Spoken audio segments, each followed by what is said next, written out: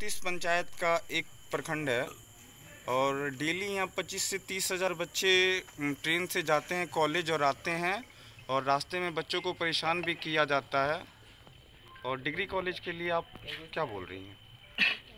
एक बहुत ही पुराने वक्त से मैंने एक चीज़ सुनी है, यहाँ पे आपने भी सुनी होगी कि जैसा समाज होता है वैसा नेता होता है। ये बहुत ही बेकार बात है।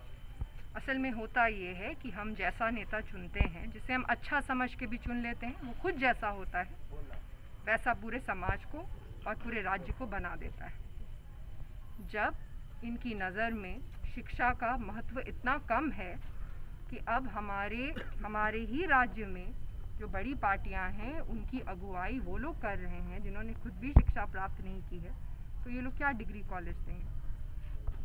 शिक्षा की हालत कितनी चौपट है ये तो हम पूरे राज्य में देख रहे हैं, आप भी बहुत अच्छे से जानते हैं। और ये पूछना कि क्या सोचना है नहीं सोचना है, अब समाधान करना पड़ेगा। और समाधान होगा, कोई भी राज्य तब तक नहीं बढ़ सकता जब तक वहाँ पे शिक्षा चौपट हो। तो बहुत ही बेसिक सी बात है। और शिक्षा का स्तर बढ़ाने के लिए ये जो घटिया राजनीति करने वाले नेता हैं इनको हटाना पड़ेगा।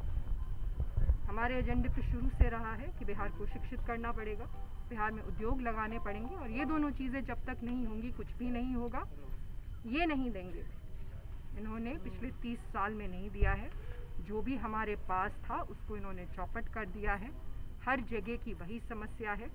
पिछले चुनाव में जितनी सारी समस्याएं भागलपुर की थी, मैं पिछले चुनाव में भी आई थी, 2-3 बार भागलपुर आई थी, सारी वही समस्याएं आज तक भी है। अब विधायक बने हुए कितने दिन हो गए हैं लोगों को, फिर भी वही समस्या है। और दोनों ही पार्टी के विधायक हैं। ऐसा नहीं है कि मुख्यमंत्री अगर जदयू के या भाजपा के गठबंधन के हैं तो बाकी पूरा सदन उसमें कोई विपक्ष नहीं है, ऐसा तो नहीं है।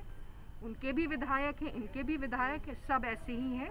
इनको शिक्षा का कोई महत्व नहीं है, ये कोई डिग्री कॉलेज यहाँ नहीं देंगे, यही सच है।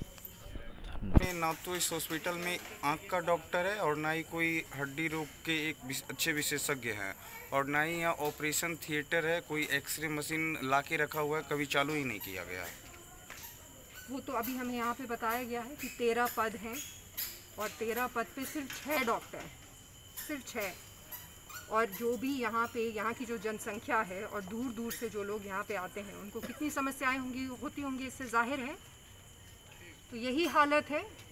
और बहुत सही बोलूँ तो यही बहुत सारी कमियां हैं। रेफरल अस्पताल है, बहुत दूर दूर से लोग यहीं पे आते हैं।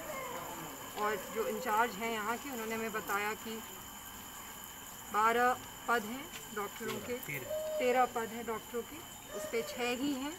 तो ये सारे जो अतिरिक्त पद हैं वो रिक्त हैं। पैरामेडिकल्स में की कमी है, पैरामेडिक्स नहीं है यहाँ पे, जिनकी सबसे ज़्यादा ज़रूरत होगी। अगर डॉक्टर नहीं भी हैं और अगर उसमें वक्त लग रहा है तो पैरामेडिक्स तो सबसे पहले होने चाहिए। तो यही सारी चीज़ें हैं वो हमने अभी देखी हैं। ये भी पता चला है कि लेडी स्पेशलिस्ट एक ही हैं, यही देखा है। और प्रखंड आने का आपका मुख्य उद्देश्य क्या है? पीरपैंती में जहाँ जहाँ हम सवेरे से गए हैं वहाँ पे बाढ़ की कटाव की बहुत भारी समस्या है। हम बिल्कुल अंदर तक गए हैं, गांव के गांव कट गए हैं। हम नाव से गांव पहुँचे हैं, वहाँ पे ज़्यादा से ज़्यादा ये समझिए कि हर घर के लोगों से, खास करके महिलाओं से बात की है। बहुत बुरी हालत है, सरकारी कोई भी सहायता नहीं है। और ये कोई आज शुरू नहीं हुआ है, ये कटना ये 12 साल से शुरू है। 12 साल से कट के इनका पूरा गांव कट गया है। आज जो हम हालत देख के आ रहे हैं वो ऐसी है कि अगर रात में बारिश होती रही तो बहुत सारा हिस्सा भी कट जाएगा। यही हालत देख रहे हैं। सरकार जो कि सुशासन का दावा किया करती है उसका सच है जो कि देख रहे हैं, और ज़्यादा लोगों को दिखाने